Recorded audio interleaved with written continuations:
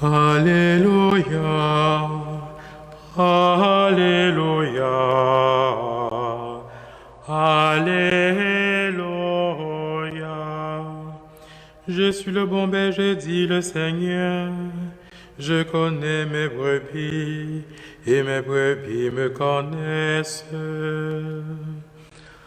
Alléluia, Alléluia, Alléluia.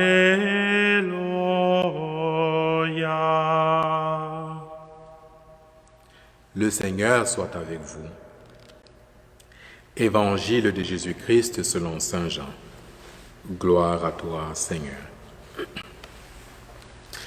En ce temps-là, Jésus déclara: Amen, amen, je vous le dis, celui qui entre dans l'enclos des brebis sans passer par la porte, mais qui escalade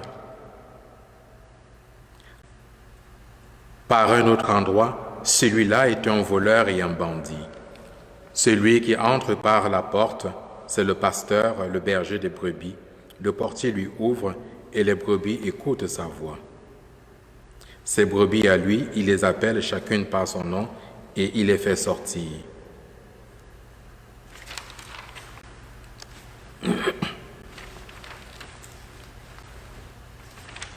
Excusez-moi, je me suis trompé. En ce temps-là, Jésus déclarait: Moi, je suis le bon pasteur, le vrai berger, qui donne sa vie pour ses brebis. Le berger mercenaire n'est pas le pasteur, les brebis ne sont pas à lui. S'il voit venir le loup, il abandonne les brebis et s'enfuit. Le loup s'en empare et les disperse. Ce berger n'est qu'un mercenaire et les brebis ne comptent pas vraiment pour lui.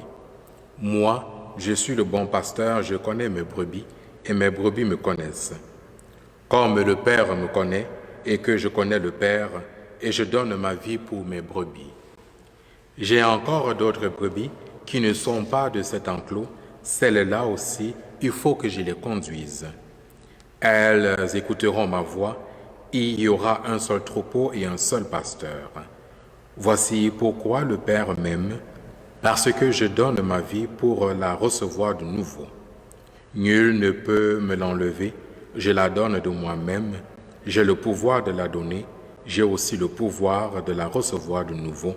Voilà le commandement que j'ai reçu de mon Père. Acclamons la parole de Dieu. Louange à toi, Seigneur Jésus. Chers frères et sœurs dans le Christ, arrêtons-nous quelques instants sur cette première lecture tirée du livre des Actes des Apôtres. Nous avons entendu les premiers versets du chapitre 11. Dans le chapitre 10, nous avons vu,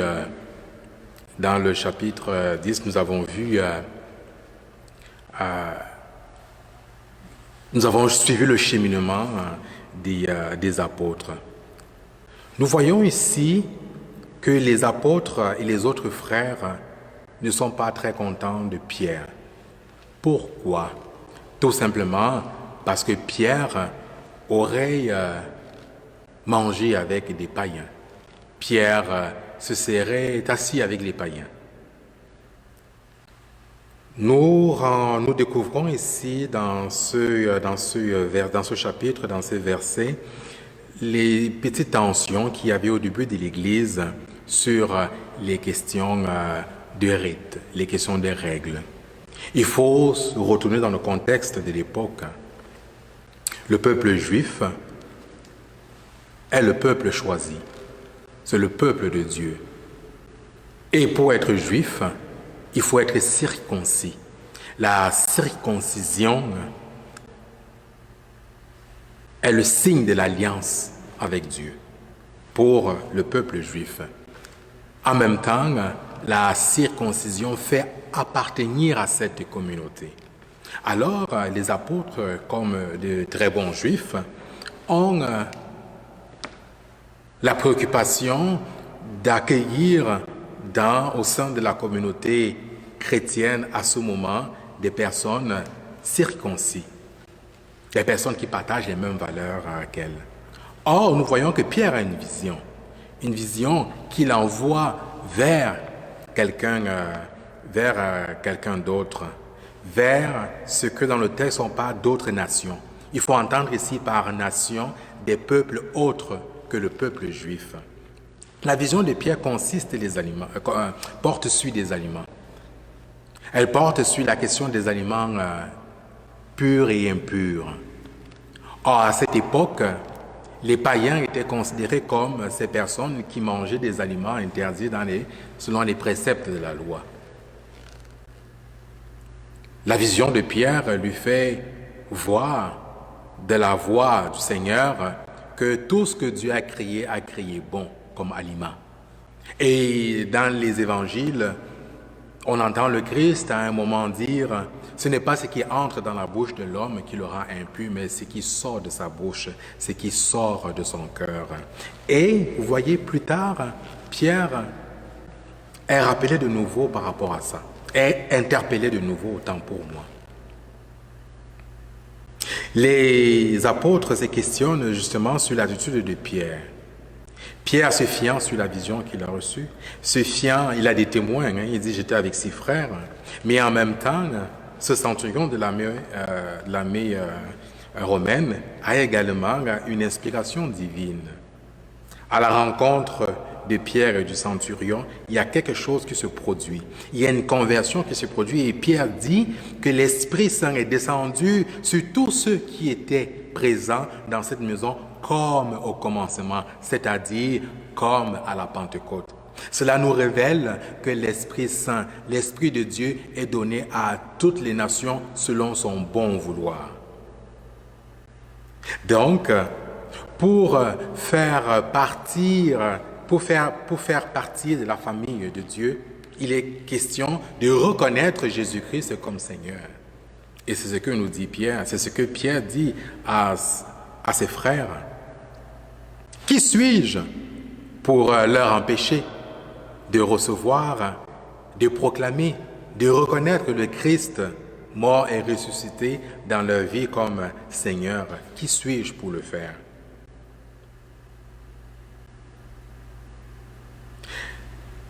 Pierre parle ici de la conversion que nous recevons par notre baptême. La conversion, le baptême nous fait entrer dans la famille de Dieu. Mais nous qui sommes déjà baptisés, nous avons également besoin de conversion permanente, de conversion continuelle. Nous avons besoin à chaque fois de conversion du cœur pour transformer notre regard, pour dépasser les règles, pour dépasser la loi et aller, rejoindre nos frères et sœurs dans ce qu'ils vivent, être attentifs à la voix du bon berger, à l'intuition de l'Esprit qui nous envoie justement vers nos frères et sœurs qui ne le connaissent pas encore ou qui ne veulent pas le connaître ou qui le rejettent. Nous qui sommes déjà croyants, le psalmiste, dans le psaume que nous avons entendu, le psaume 41-42, nous donne un moyen qui pourrait nous permettre justement de demeurer dans cette conversion permanente. Mon âme a soif de Dieu, le Dieu vivant. Un cœur qui a soif de Dieu, un cœur qui cherche Dieu, un cœur qui désire Dieu de toutes ses forces, est un cœur qui ne peut que demeurer de façon permanente dans une conversion. C'est un cœur qui ne peut que rechercher à faire la volonté de Dieu. C'est un cœur qui ne peut que se disposer à faire la volonté de Dieu et non la sienne. Dans le chapitre 10 de l'évangile de Saint Jean, nous avons vu Jésus nous parle du bon berger. Et nous avons vu qu'à travers les propos de Jésus, nous pouvons relever, autant pour moi, 3 caractéristiques du bon berger. Le bon berger est celui-là qui emprunte la porte, qui passe par la porte et montre la voie à ses brebis. Première caractéristique. Deuxième caractéristique, le bon berger est celui-là qui connaît ses brebis, qui les appelle chacune par son nom. Troisième caractéristique, le bon berger est celui-là dont les brebis reconnaissent la voix et suivent. Or, dans l'évangile que nous venons d'entendre, l'évangile proclamé au chapitre 11, dans les premiers versets, On peut voir dans les propos de Jésus 3 caractéristiques du bon berger qui s'en va vers les brebis qui ne sont pas dans l'enclos. Les caractéristiques que je viens de donner précédemment concernent les brebis qui sont dans l'enclos. Par analogie, ça nous concerne nous qui sommes baptisés, nous qui faisons partie de la communauté chrétienne, nous qui sommes dans l'Église. Or, dans l'Évangile d'aujourd'hui, de ce soir, de ce jour, nous voyons 3 caractéristiques du bon berger, du bon pasteur qui s'en va vers les brebis qui sont extérieures à la communauté, vers les personnes non croyantes, les personnes qui rejettent Dieu, les personnes qui ne le connaissent pas. Alors, ici, par exemple, Jésus, on peut voir dans ses propos, ce bon berger, la première caractéristique, c'est celui qui donne sa vie. Il donne sa vie pour ses brebis. Il donne sa vie pour ses brebis. Il s'en va, deuxième caractéristique, il s'en va, il est en mouvement, il s'en va à l'extérieur de l'enclos pour conduire les brebis qui ne sont pas dans l'enclos. Troisième caractéristique, il donne sa vie et la reçoit de nouveau. Et en cela, il fait la volonté de Dieu. Il fait le plaisir de Dieu. Il fait la joie du bon Dieu. Ce récit des Actes des Apôtres, le contexte des apôtres et également ce récit de Saint Jean concernant le bon pasteur, le berger, est d'actualité, ça nous concerne encore aujourd'hui. Nous vivons présentement un confinement. Nous vivons un repliement dans nos maisons, parfois seuls, parfois avec d'autres. Qu'en sera-t-il lorsque nous sortirons du confinement? Les apôtres, nous voyons dans ce récit des Actes des Apôtres, le jour de la Pentecôte sont sortis pour aller annoncer un Christ vivant à jamais. Que ferions-nous?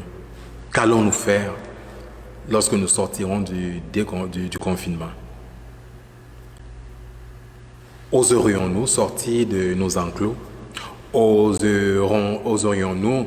Est-ce que nous allons oser aller à la rencontre de ces personnes qui ne font pas partie de nos communautés pour leur annoncer un Christ mort et ressuscité au risque de paraître pour des fous et des folles?